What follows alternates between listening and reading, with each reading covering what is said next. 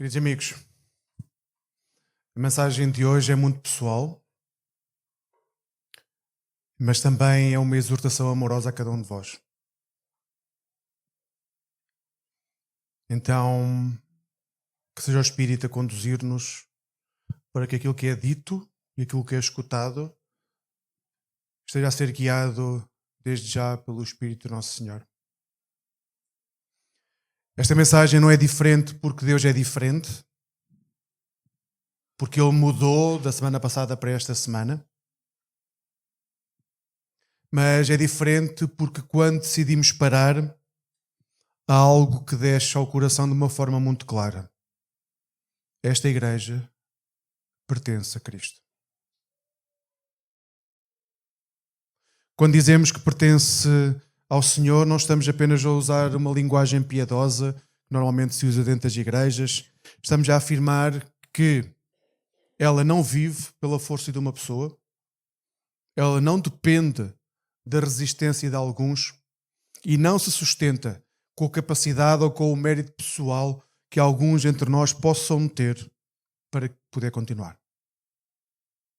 Quando dizemos que esta igreja pertence ao Senhor, o que estamos a afirmar é que a igreja é sustentada por Cristo desde a sua origem em todas as áreas, porque Cristo é a cabeça do corpo. Vivemos um tempo em que abrandar parece ser rebeldia e é contracultura. Tudo à nossa volta nos empurra para continuar, para produzir, para sermos o melhor de nós mesmos, para manter o ritmo, para responder às expectativas, para sustentar as imagens, para não decepcionar ninguém. E de forma lenta, essa imagem que nós vamos criando na cultura também começa a influenciar a forma como nós vivemos a igreja e a nossa própria relação com Deus. Quando temos consciência de Jesus na nossa vida e temos essa consciência relativamente tarde, normalmente nós somos invadidos por algumas coisas. Nós somos invadidos por uma paixão do Evangelho que normalmente quem cresce dentro de uma igreja tem tendência a ir perdendo ao longo da vida. Passamos a racionalizar muito quando nascemos dentro da igreja e crescemos dentro da igreja. Quem conhece Jesus já numa idade avançada, já em adulto, tem uma paixão por o Evangelho que é saudável. Tem uma gratidão e uma graça porque descobre Deus no meio da sua miséria já em adulto. Mas aos poucos, quando nós começamos a caminhar e continuamos a caminhar, a resposta ao convite tem tendência a tornar-se uma rotina. Uma rotina exigente, porque temos sempre medo de falhar, um dever que pode ser pesado, numa engrenagem que continua a funcionar muito mais pelo esforço do que pelo coração. E então acontece algo perigoso. O que antes era leve torna-se pesado. O que era uma relação começa a ser visto como uma função. O mais grave é que por fora tudo pode continuar a parecer que está a funcionar. As coisas continuam a acontecer, os cultos continuam a celebrar-se, os louvores continuam, as relações continuam, as estruturas mantêm-se e aperfeiçoam-se. Mas por dentro, algo pode começar a diluir-se. É por isso que momentos como este são verdadeiramente importantes. Não apenas para mim, mas para nós, enquanto igreja. Porque são momentos em que paramos, e paramos não para desistir, mas para discernir. Depois de 20 anos a pastorear de forma contínua, chegou o momento de eu fazer aquilo que tenho dito ao longo dos anos aos líderes pelas igrejas onde tenho passado. É tempo de parar. Não porque a missão não faça sentido, mas precisamente porque ela é demasiado preciosa para continuar a ser conduzida a partir do cansaço. Continuar com o tanque vazio pode parecer nobre, mas torna-se muito perigoso para a pessoa que anda com o tanque vazio e para todas as pessoas que estão à sua volta. Porque quando o cansaço se instala, o discernimento tende a desaparecer. E quando o discernimento desaparece, aquilo que até era feito com boa intenção deixa de edificar como deveria, porque já não é guiado pelo Espírito do Senhor. E isso não pode estar sobre a mesa numa igreja que pertence a Cristo.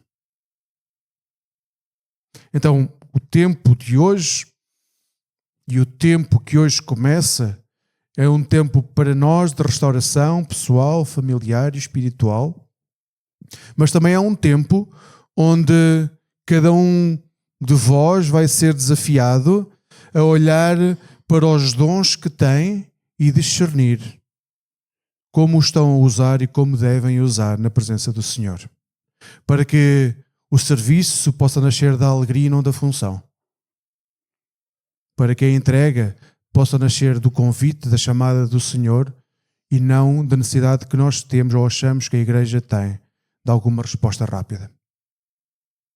Então esta mensagem na realidade não é sobre mim, esta mensagem é sobre nós como igreja. Porque este tempo revela algo essencial. A igreja nunca foi sustentada por 1, 2, 5 pessoas. A igreja sempre foi sustentada por Cristo. E se isso é verdade, e nós acreditamos que é, então este não é um tempo de fragilidade, é um tempo de edificação, onde vamos estar disponíveis para escutar a voz do Senhor e ser obedientes, para que a igreja, o corpo de Cristo, seja exatamente aquilo que Ele nos chama a ser neste lugar. Quero convidar-vos a ler 1 Coríntios 12, 12 a 20.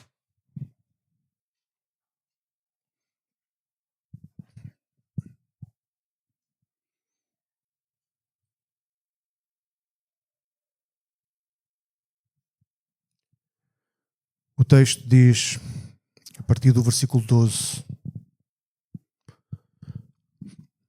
Porque, assim como o corpo é uma só unidade e tem muitos membros, e todos os membros do corpo, ainda que muitos, formam um só corpo, assim também acontece com relação a Cristo. Pois todos fomos batizados por um só Espírito para ser um só corpo, quer judeus, quer gregos, quer escravos, quer livres. E a todos nós foi dado beber de um só Espírito. Porque também o corpo não é constituído de um só membro, mas de muitos. Se o pé disser, não sou mão, e portanto não faço parte do corpo, nem por isso deixará de ser do corpo. E se a orelha disser, não sou olho, portanto não faço parte do corpo, nem por isso deixará de ser do corpo. Se o corpo fosse todo olho, onde estaria o ouvido? Se o corpo todo fosse ouvido, onde estaria o olfato? Mas na realidade, Deus colocou os membros do corpo, cada um conforme quis. E se todos fossem um só membro, onde estaria o corpo? Portanto, há muitos membros, mas um só corpo. Quando o apóstolo Paulo procura ajudar a igreja de Corinto a compreender quem ela é, ele não começa por apontar os erros que a igreja tem e que precisam de ser corrigidos. Ele começa por falar da centralidade do Senhor. Era fácil ele começar a organizar a igreja dizendo, bem, estes são os erros que existem na igreja, estas são as funções que existem, então vamos constituir uma igreja melhor. Mas não é assim que o apóstolo Paulo começa. O apóstolo Paulo começa por recentrar a fé. Paulo lembra a igreja de Corinto, e também recorda a nossa, algo fundamental. Se louvamos, se confessamos, se exaltamos o nome do Senhor, só o podemos fazer porque o Espírito Santo nos guia para fazê-lo. E nós passamos isto muito por cima. Nós só podemos confessar, louvar, nós só podemos estar diante do Senhor porque é o próprio Espírito do Senhor que nos guia a fazê-lo. Ou seja, antes de falarmos de dons, que vai falar, antes de falarmos de ministérios, que vai falar, ou antes de falarmos de obras, que vai falar, Paulo estabelece uma verdade simples. Tudo o que é verdadeiramente cristão começa em Deus e termina em Deus. Tudo aquilo que verdadeiramente dá testemunho do Senhor, começa em Deus e termina em Deus. Para não deixar as coisas no ar, vamos ser concretos. Capítulo 12 da primeira carta aos Coríntios, peço desculpa. O apóstolo Paulo recorda que se louvamos e enaltecemos o nome do Senhor, os primeiros versículos, só podemos fazer guiados pelo Espírito. Tenham a Bíblia aberta, podem acompanhar. Tendo isto como certeza, o apóstolo, a partir do versículo 4 do capítulo 12 da primeira carta aos Coríntios, diz: a igreja pode ter muitos dons, mas o Espírito que habita na igreja é um só. Nós podemos ter muitos dons, mas há um só Espírito. Isto é uma chamada de atenção clara. Se o Espírito é o mesmo, tenham cuidado, porque os dons, em princípio, não podem estar uns contra os outros. Há só um Espírito, apesar de haver muitos dons. Depois continua. Numa igreja há muitos ministérios, mas o Senhor Jesus Cristo é um só. E depois diz, numa igreja há muitas obras, mas quem realiza essas obras é quem? É Deus o Pai. Só depois de deixar claro a centralidade da Trindade em tudo aquilo que é a igreja, dons, ministério e obras, é que o apóstolo Paulo avança para falar sobre os dons pessoais que cada um de nós tem e que ele deixa muito claro que cada dom pessoal é dom porquê? Porque edifica todos nós. Não há nenhum dom que seja dado para edificar aquele que o tem.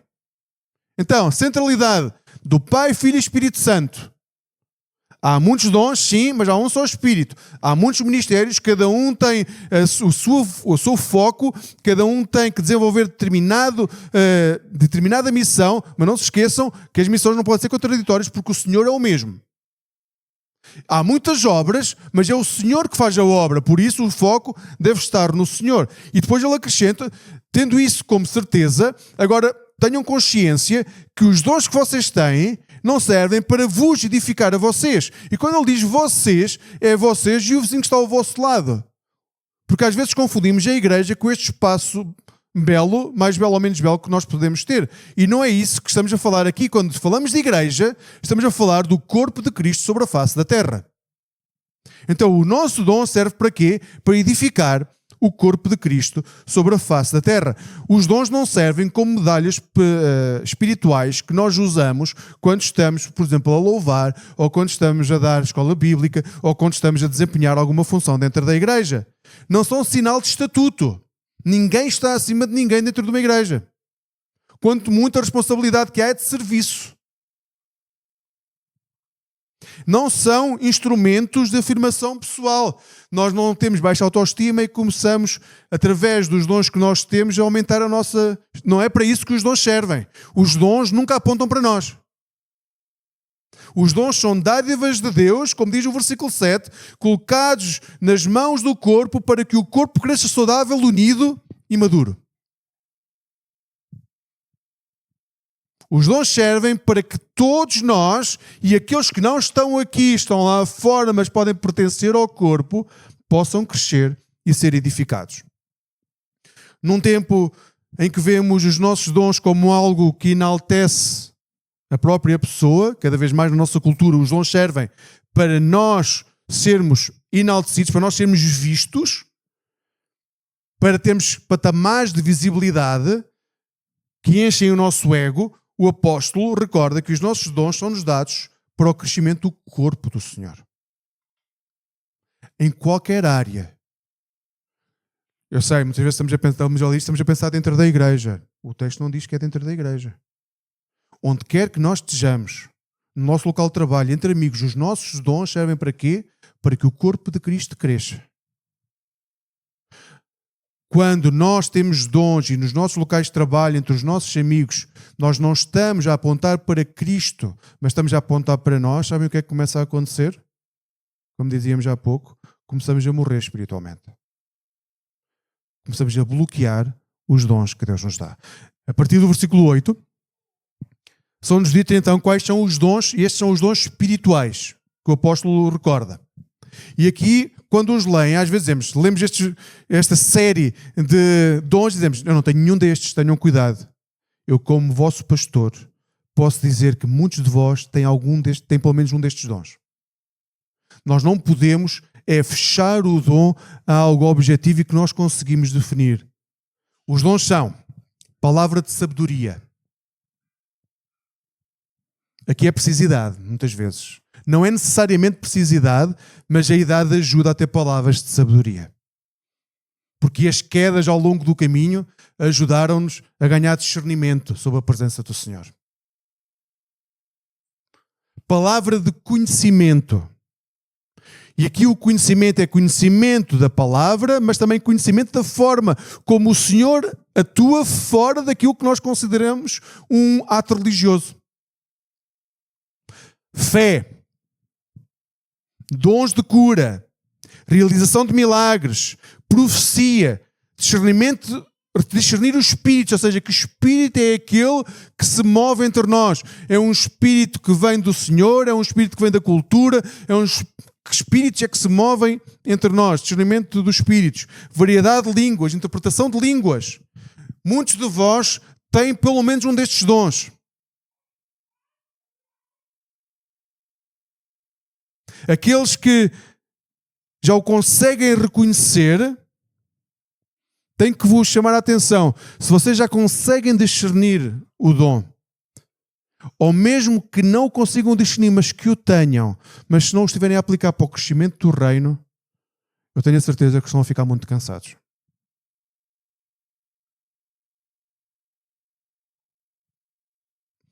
Então o que o apóstolo Paulo traz a imagem do corpo. Depois de explicar isto, ele traz a imagem do corpo para nós compreendermos aquilo que ele está a dizer. Independentemente de onde viemos. Ele diz gregos, judeus, escravos ou livres. E nós podíamos continuar. Sul-americanos, indistanos, africanos, engenheiros, mecânicos, desempregados, subsidiodependentes. Podem acrescentar o que quiserem nesta lista. Independentemente de onde viemos, todos somos batizados, todos, em um só Espírito. O Espírito verdadeiro, que faz de nós o quê? Um só corpo. Independentemente de onde viemos. Por isso é que Paulo diz, gregos e judeus têm a ver com qual é a cultura que está por detrás do nascimento, mas depois diz escravos ou livres. Aqui já não se tem só a ver do local de onde vem, tem a ver com o estrato social e a forma como vivem no seu dia-a-dia. Então, nós podemos colocar todos nós e todos aqueles que quiserem dentro desta imagem que o apóstolo Paulo dá. E ele diz, todos fomos batizados em um só Espírito e por isso pertencemos a um só corpo. O que o apóstolo Paulo está a dizer é, amigos, ninguém fica de fora. No corpo de Cristo ninguém fica de fora. Ninguém é assistente. Ninguém é algo que está à parte e que vê de fora. O corpo é só um e não há outra forma de ser corpo. Talvez alguns de vocês tenham aprendido a olhar para os vossos dons como algo pequeno. Dons menores, dons que nem sequer sabemos se são dons. Ou seja, tenham sido levados a acreditar que aquilo que possuem não é realmente importante para o corpo.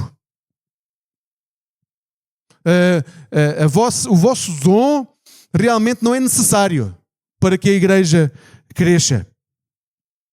O problema é que o texto não permite essa interpretação. Não há dons menores dentro da igreja. O que o texto diz é que Deus dá a cada um dons de acordo com o seu desejo. E é verdade, Ele pode dar dons a uns e neste momento pode haver pessoas entre nós que têm dúvidas qual é que é. Mas quando chegamos à questão da fé, ficamos todos desarmados. Porque se acreditamos no nosso Senhor e Salvador Jesus Cristo, esse dom do Espírito, dificilmente alguém que diz que ama o Senhor não tem o dom da fé. Isso significa que cada um de vós não é acidental, cada um de vós não é secundário e agora, muito importante, nenhum de vocês é substituível no corpo de Cristo. E esse é um erro que nós muitas vezes fazemos dentro da igreja. Nós achamos que somos substituíveis e por isso terceirizamos o nosso dom. Quando te retiras, algo deixa de acontecer como deveria. E isso é porque o corpo fica mais pobre. Não é porque Deus fica menor. Não é porque Deus não possa arranjar forma de resolver isso. É que Deus não projetou o corpo para funcionar sem ti. Então, aquilo que foi projetado por Deus deixa de funcionar como deveria porque tu te afastas da chamada que Ele tem para ti. Neste tempo que estamos a entrar, eu acredito com muita convicção que Deus está a dar à igreja uma oportunidade rara de crescer na sua verdadeira identidade. Uma identidade onde cada um pode pensar seriamente qual é que é o lugar que deve ocupar no corpo de Cristo. Onde os dons que existem, porque os dons existem. Cada um de vocês tem dons. Onde eles podem se tornar visíveis. Onde cada um de vós percebe que não está nesta igreja por acaso. Nenhum de nós entrou nesta igreja por acaso. Que ia aos trambolhões do céu. Não é assim, nós não acreditamos nisso. Então, se nós entrarmos nesta igreja, podemos até ter necessidade de passar por um período de cuidado. Um período de cuidado espiritual, de cuidado pela igreja, de abraço da igreja, mas não pode durar 20 anos. Porque todos nós temos dons, e os dons servem para quê? Para edificar quem? A nós mesmos? Não, o corpo. O apóstolo Paulo, no versículo 27, do capítulo 12, vai dizer-nos algo com uma simplicidade desconcertante.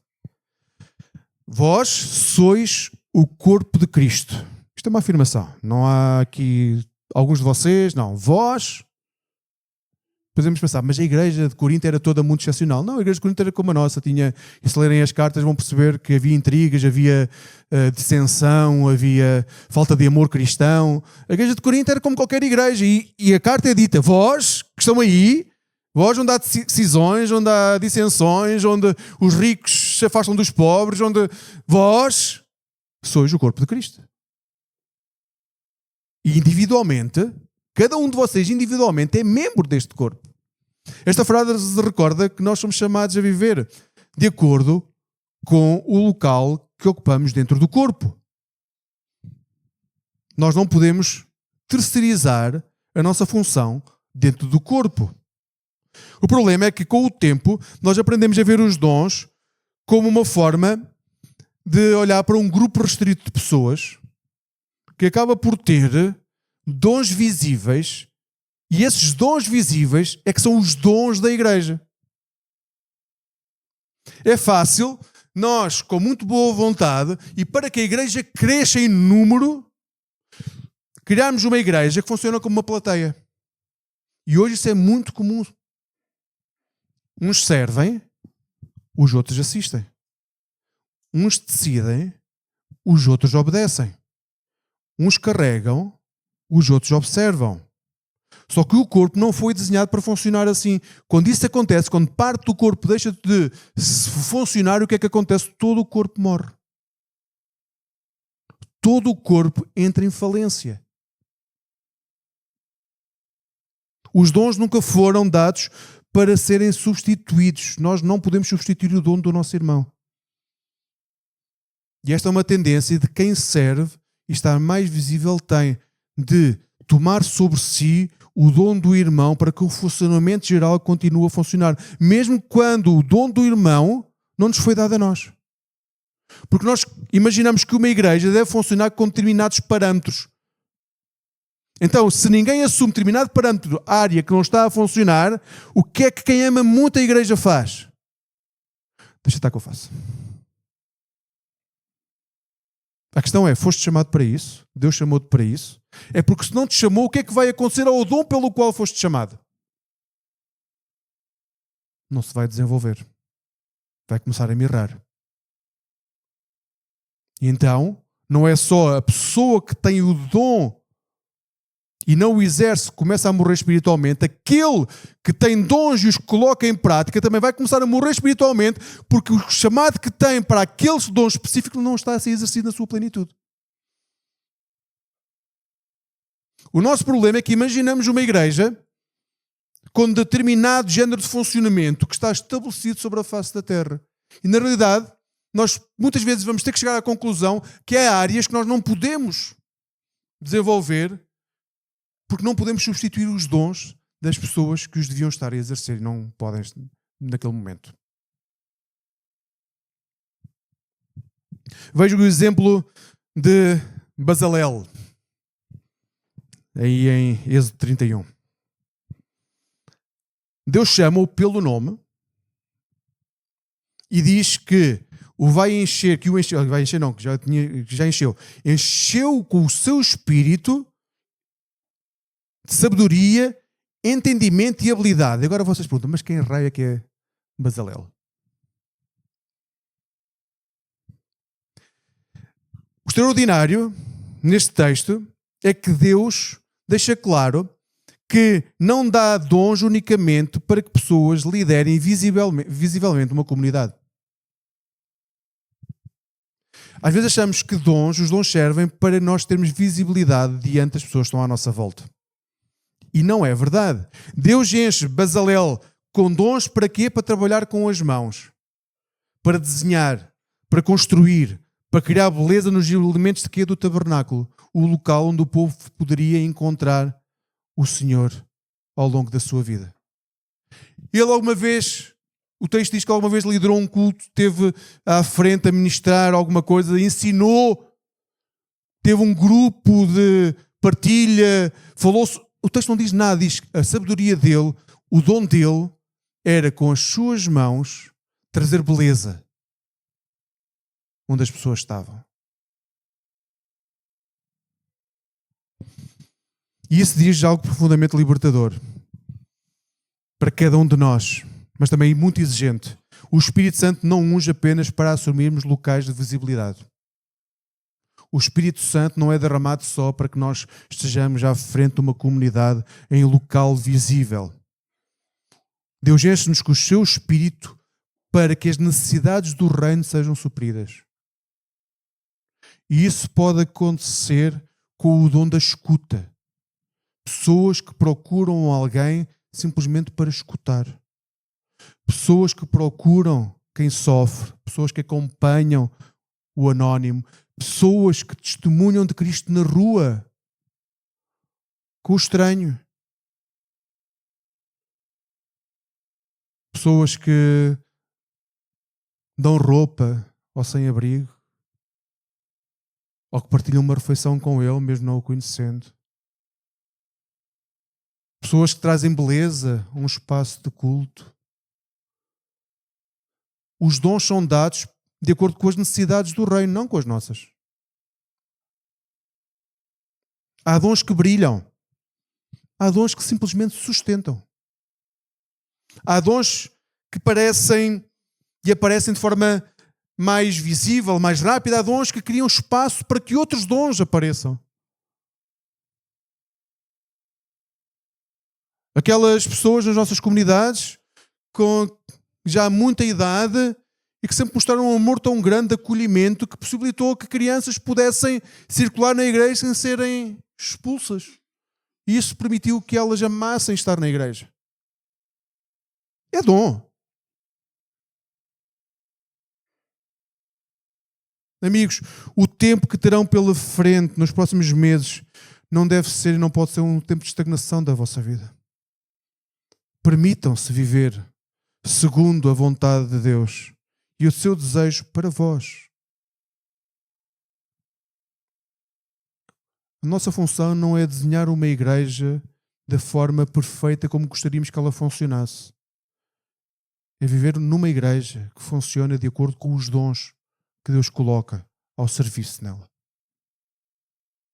Porque o corpo de Cristo, e no corpo de Cristo, todos somos chamados a servir alguém. Todos. Se somos discípulos de Jesus, podemos não ser.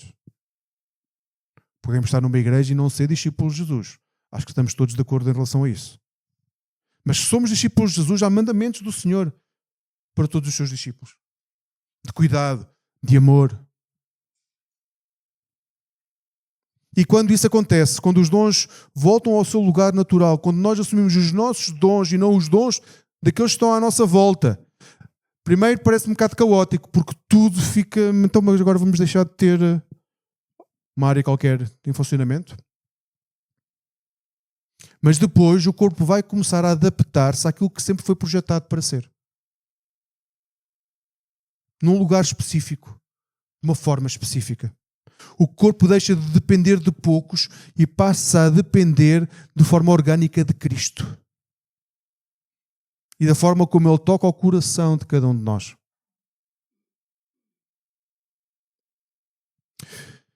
O texto continua e passa para o texto que lemos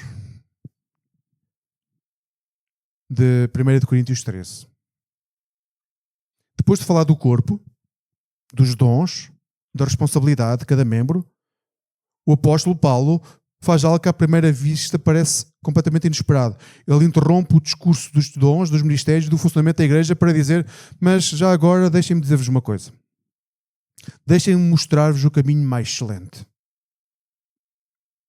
Depois de falar de dons, da centralidade de Cristo nos nossos dons, de como cada um de nós é responsável por si mesmo, cada um é responsável por si, não é a igreja que é responsável pelo teu dom. Deus não vai perguntar ao presbítero da igreja porque é que tu não desenvolveste o teu dom, vai-te perguntar a ti.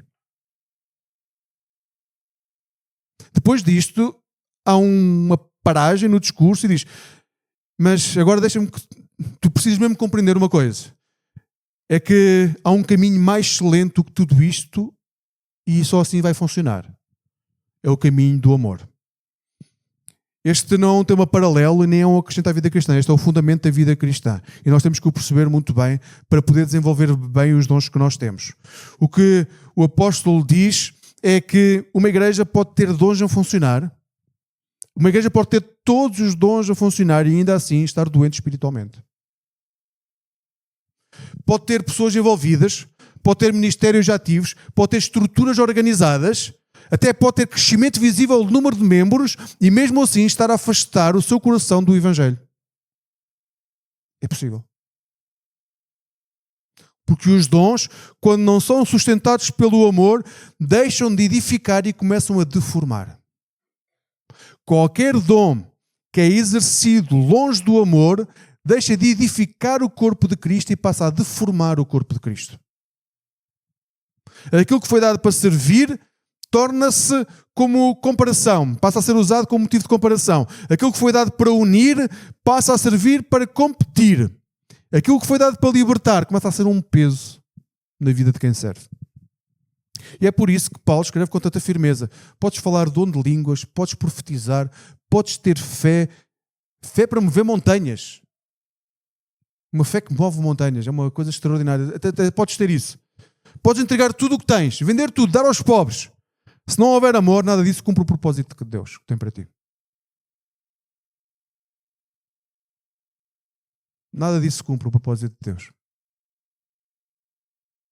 Não é que os dons deixem de ser dons. Os dons continuam a ser dons. É que deixam de revelar Cristo. Os dons são usados, mas já não revelam Cristo, já não apontam para Cristo, já não cuidam da igreja. Porque Cristo é o amor de Deus encarnado. E se queremos que o corpo revele Cristo, então o amor não pode ser opcional, tem que ser a base da nossa vida. É muito fácil dentro de uma igreja viver segundo a lógica que valoriza tudo aquilo que é a eficiência, os resultados e a visibilidade. E vejam se não é fácil nós avaliarmos a saúde emocional de uma igreja e espiritual através do número de membros que a igreja tem. Vejam se não é fácil para vocês fazer isso. Uma igreja pequena não é saudável espiritualmente. Uma igreja que vibra e que tem muitas pessoas, espiritualmente é uma igreja de sucesso. Mas Deus olha para algo muito mais profundo. Olha para a forma como nós nos tratamos. Olha para a forma como escutamos uns aos outros, como cuidamos das necessidades uns dos outros, como amamos uns aos outros. Paulo descreve o amor de forma muito concreta, quase desconfortável, porque ele sabe que o amor não é natural, o amor não é um sentimento, o amor é uma escolha. É formado em nós à medida que permanecemos e crescemos em quem? Em Cristo. Quanto mais crescemos em Cristo, maior vai ser a forma como nós amamos e melhor vai ser a nossa capacidade de amar. O amor é paciente. Ele diz, o amor é paciente. Não é porque ignora a dor. Isso não é ser paciente. O amor sabe que há dor. Ele não ignora a dor, mas ele recusa-se a desistir do outro, apesar da dor. O amor é benigno, não é porque tudo é fácil.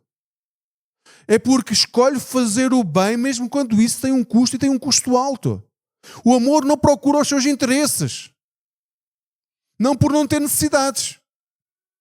Todo o amor tem necessidades, mas porque aprende a colocá-los diante de Deus em vez de as impor ao corpo, à pessoa que está à sua frente.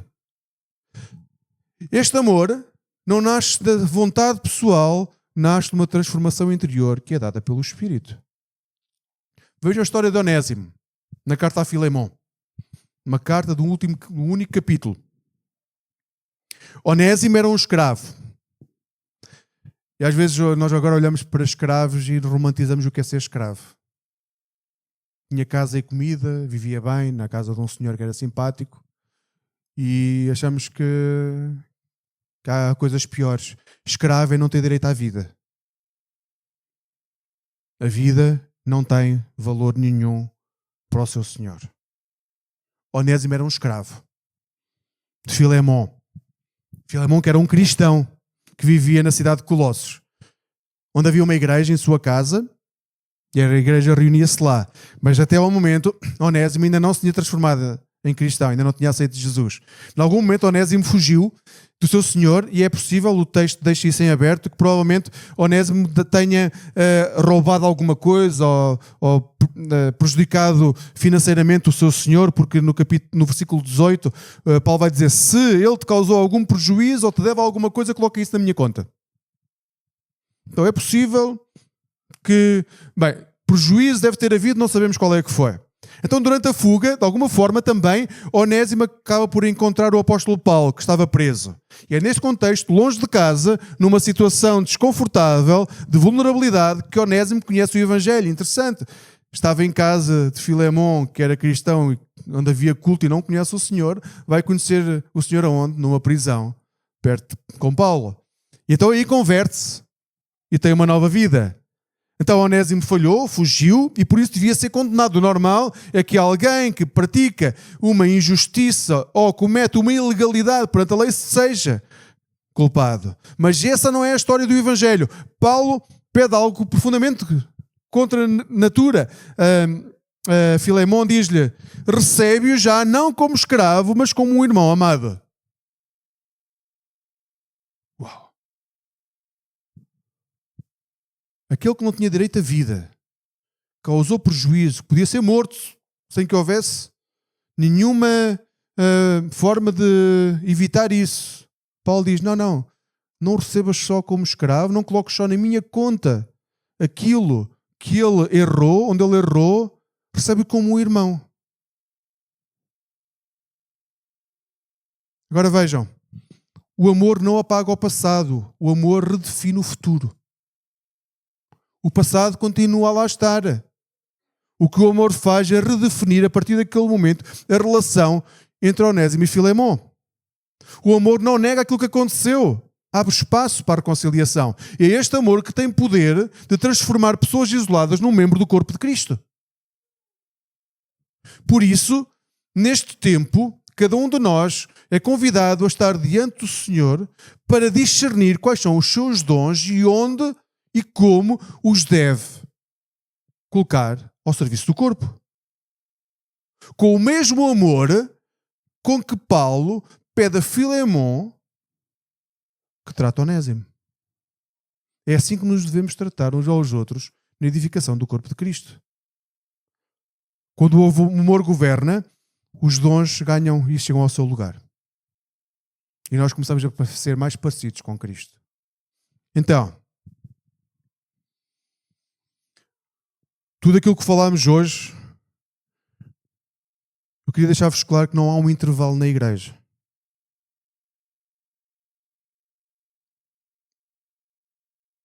Eu, a Xana e os meninos vamos estar ausentes durante o tempo, mas a igreja não deixa de ser igreja, nem há intervalo para a igreja. Não há suspensão do corpo de Cristo. Há um convite hoje para que todos nós possamos crescer em maturidade. A igreja nunca foi chamada apenas para continuar. A igreja sempre foi chamada para crescer, para ser edificada, para o corpo de Cristo crescer. Crescer na linguagem do Evangelho, não significa ficarmos apenas em manutenção, mas sermos cada vez mais parecidos com Cristo. Quando perdemos a centralidade de Cristo, é muito fácil nós investirmos em tudo aquilo que está à nossa volta, sem nos focarmos claramente na chamada que Deus tem para nós. É tempo de sabermos que há exigências. O tempo que está pela frente vai ser muito exigente. Não podemos ignorar isso. Para mim e para a minha família é exigente porque vamos procurar realinhar-nos com o Pai. Com a convicção de que servir sem alegria fere a todos. E é uma questão de tempo até que as dores sejam maiores. Continuar sem discernimento vai empobrecer o corpo de Cristo. Parar é por isso um ato de fidelidade a Deus. Mas uma fidelidade guiada para que haja restauração.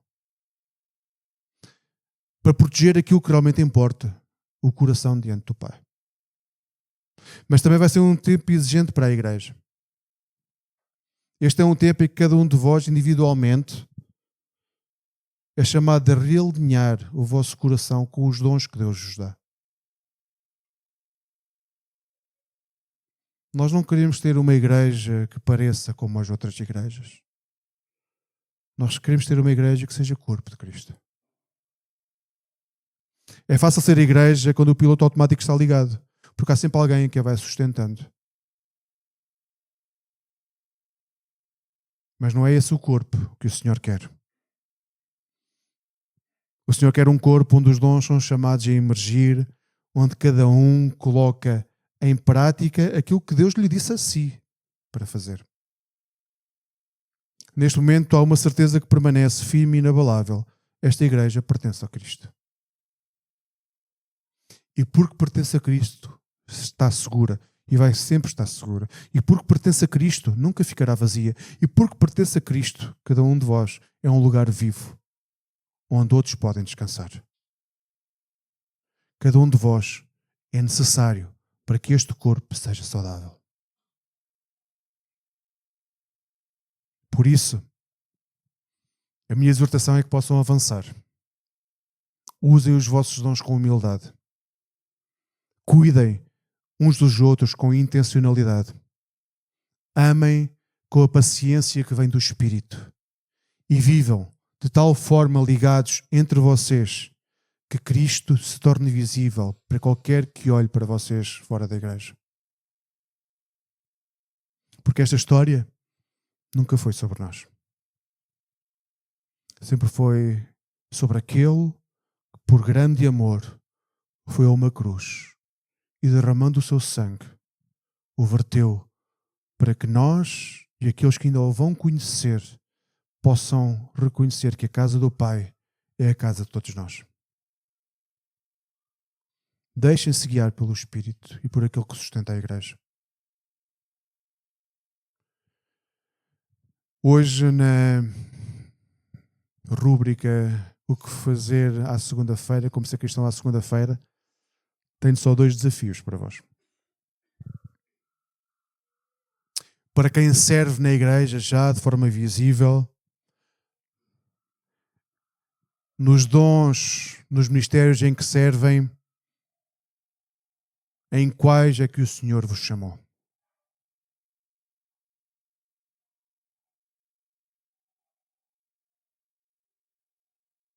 O nosso Pai não é um Pai que não conhece as nossas limitações. Discernam nos dons que já exercem, nos dons que têm e nos mistérios que exercem, em quais é que realmente o Senhor vos chamou. Então investam nesses, não se percam naqueles nos quais vocês não foram chamados a exercer. Para aqueles que, tendo dons, não os colocam em prática na igreja que é o corpo de Cristo, quais são os dons que Deus vos disse que tinham?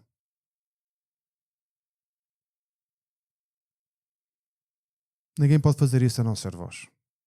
Uma coisa vos garanto, a ambos os lados. Se estão a exercer dons para os quais não foram chamados, vão acabar como eu, cansados e a precisar de recentrar a vocação. Aqueles que não os exercem, sendo chamados, começam a morrer espiritualmente, lentamente. E a alegria desaparece do corpo, do vosso e do corpo da igreja. Então, desafio para esta semana, na realidade é um desafio que não é só um desafio de semana, é um desafio de vida. Onde é que Deus vos chama a estar? E depois tomem decisões de acordo com essa certeza. A igreja, que é o corpo de Cristo, vai sobreviver. Talvez a igreja como a vivemos tenha que ser mudada de alguma forma. Mas a igreja não é nossa, é do Senhor. E Ele sabe o que faz à sua igreja. Vamos orar? No tempo de oração.